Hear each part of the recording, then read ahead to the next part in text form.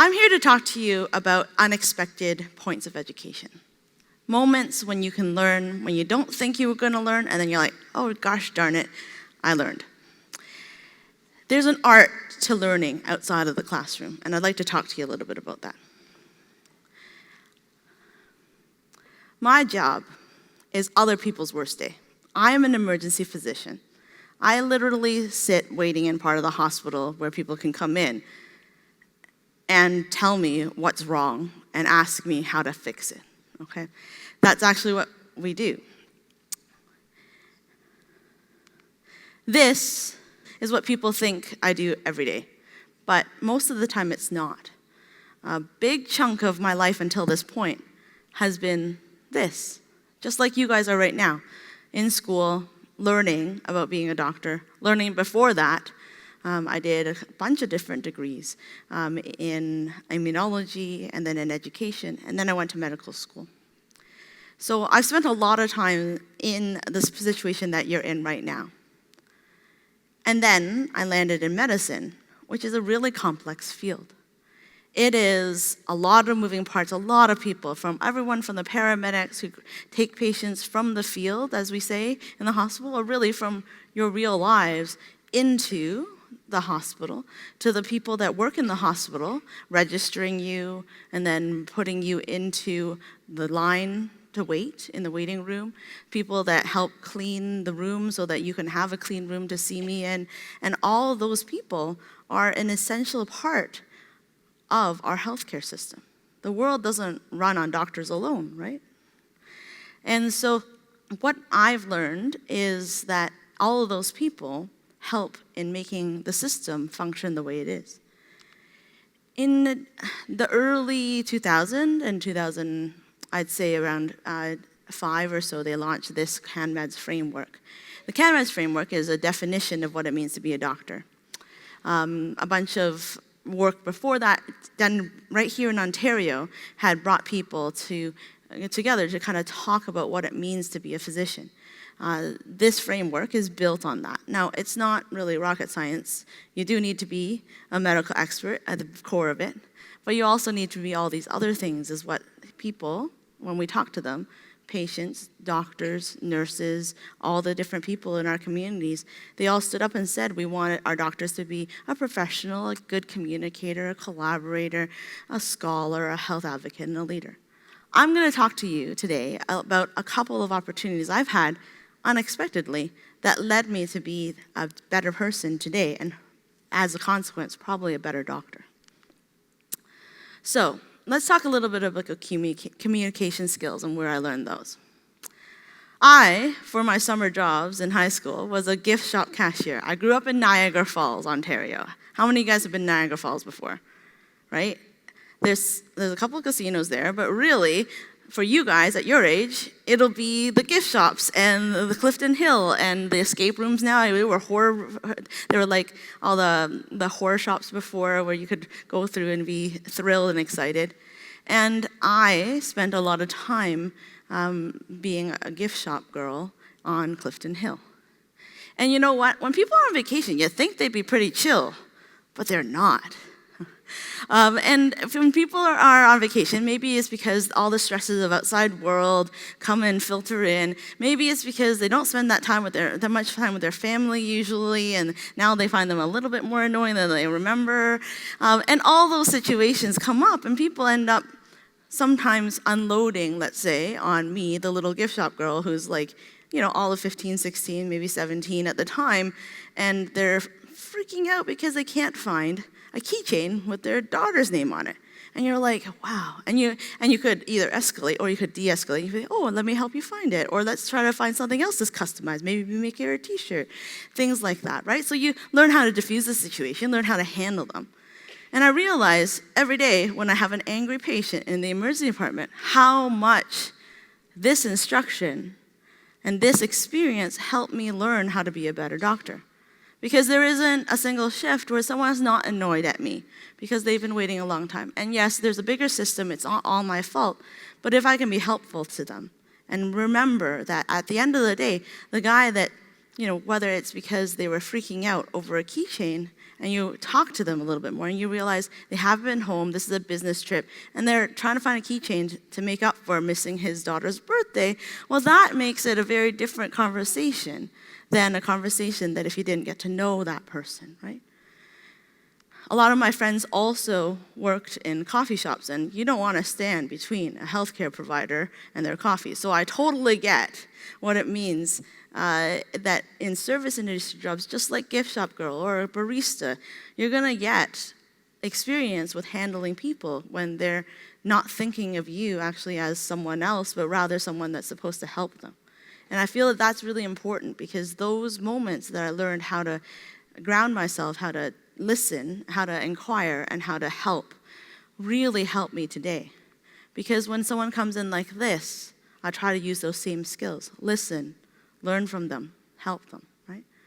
And I think that at the bedside, when we're trying to be compassionate as healthcare providers, whether that's because the worst thing in the world has happened to them, or something relatively small like a cut in their hand, but they got to get back to work, or they got to get back to their kids, having that moment of compassion, finding the inner gift shop girl in me, has been very, very helpful. And so I think one of the things is that learning how to be compassionate and being a good communicator has really come down to being able to find those unexpected moments where you might have learned from all the experiences that you have. The next thing that I'd like to talk to you about, collaboration. Now, there's a lot of volunteers here today that have done everything behind the scenes. They have made it possible for me to even find this place. They emailed me. They've helped me put on the mic backstage. They made sure that my dress wasn't all a kilter when I came on stage. They're making sure the rest of the speakers get to where they get to do. And you know what? I remember being that kid in high school and university. In university, I worked with the Victoria College Drama Society, and I am not a very good actor. I can speak in front of people, I can teach now. It's taken me some time to learn that skill. But where I really liked helping out was actually selling tickets. I was a publicity manager, making sure people were in the seats so that the actors would have someone to perform in front of. And I worked backstage, whether that be stage management or helping with the crews, like the people up in the booth today. And that's where I was most comfortable. So I realized that a lot of the stuff you can perform, you can be the one with the microphone, but you also need to be the person behind the stage and also on the stage, but you also need those people that are at the front greeting people, and you need the whole system. And in medical school, I kept on that, and I became the director of one of our school musicals, and galvanized our crew of medical students that were finishing to put on a big production. And yes, we had the stars of our show, but we also had the backstage crew. And I was one of those people that was backstage. And you can't see it there, but there's a pair of crutches off to the side there. I've been injured, so I couldn't really dance and stuff in the show. So I was helping direct the show. And I think it's in those moments that I realized the behind the stage work is actually just as important. And today in the health collaboration scene, yeah, there's a couple of people who are going to be the stars, right? So you might have, like stories that you've heard of when people go to the hospital and the cardiologist saved my life. And you know what? In those moments, sometimes as an emergency physician, I'm like, what am I, chopped liver? Like, did I not help identify your heart attack and get you to the cardiologist? But it's those moments that I realize it's just like a stage performance. The whole thing, the whole hospital, doesn't work unless we have people that are at the front of house and get people into the door so that the stars can shine.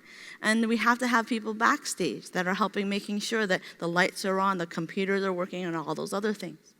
And so, as much as I hate to admit it, in many ways I'm still that stage manager. I'm still the girl that gets all the docs in the right place with the right patient at the right time, right? The Romeo and Juliet can be on stage, but if the lights aren't on and the microphone's not on and there's no one in the seats, it's kind of a moot point, right?